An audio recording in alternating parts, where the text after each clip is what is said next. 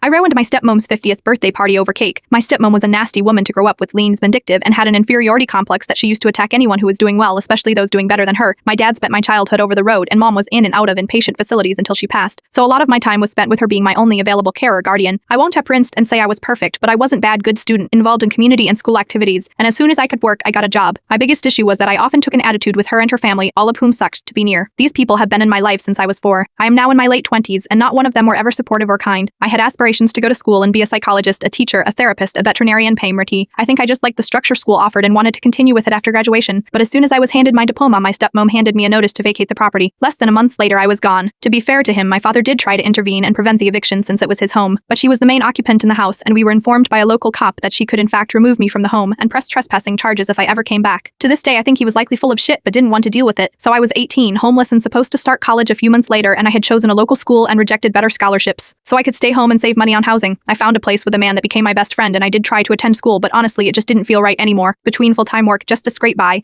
and the mental health issues that arose in the aftermath, I couldn't continue and dropped out. My dad was unable to offer much support, and most of my family never cared to intervene since she had convinced the majority of them that I had chosen basically to go and see with them. She would call and gloat about how hard the real world is, make snide comments about my dying mother, and in the same breath offer sympathy and support if I came back home. At holiday dinners, she would tell everyone I was the first psychologist she'd ever seen working the till at McDonald's, and if I defended myself, I would be chastised for not taking a joke. It was humiliating, and after a few years, I realized I could block her and she couldn't do shit about it. So I did. My life did turn around. I work as a pastry chef in a bakery I adore and would love to buy someday if the owner would let me when he retires. It's not a life I ever imagined for myself, but it's a good one that I share with my fiancé and I wouldn't trade it for anything. In the past 2 years, I resumed contact with my dad and as a result, his wife again. He's still a doormat and she's still a cunt, but she's not picking on a little girl anymore and I bite back now. I've also managed to contact my mom's family who had been estranged from her for decades before she died and met people who could have truly loved me if they had known I existed. Dad's family are kept at arm's length, but I finally have a family that I can talk about when my friends are discussing holiday plans, and that's all I ever wanted. Doing what I do for a living, I always show off a bit at family gatherings, and I've often made custom cakes for relatives. When asked, boundaries have been established, and after the first cousin who tried pushing them found herself without a cake on her son's birthday, they are respected. She hates that I am happy, that I don't care if I am a bit plump, that I am engaged, and she's not allowed near the wedding. She hates that I am son good at what I do, and try as she might, the only thing she can ever insult is the fondant which fair. At my dad's birthday party last month, I baked a lovely 3-tier red velvet cake for him, and provided numerous pastries as well as a cookie buffet. My boss is a godsend for letting me use his industrial kitchen to make it all day. Of all stepmom could say was my cake tasted like a box Nicks, and that was it. 2 decades of abuse and I was finally done trying. I spent days making everything I provided all free of charge, and she compared my labor and knowledge to Offie Betty Crocker. No shame to anyone who bakes likes Betty or any other boxed mix, but it's like comparing fast food to your own home cooking and the fast food being preferred. A total slap in the face to the hours of labor and effort, and years spent honing and perfecting recipes. She asked me at the beginning of February to bake her cake for her 50th. No other details other than she didn't want red velvet, and it was for 100 people.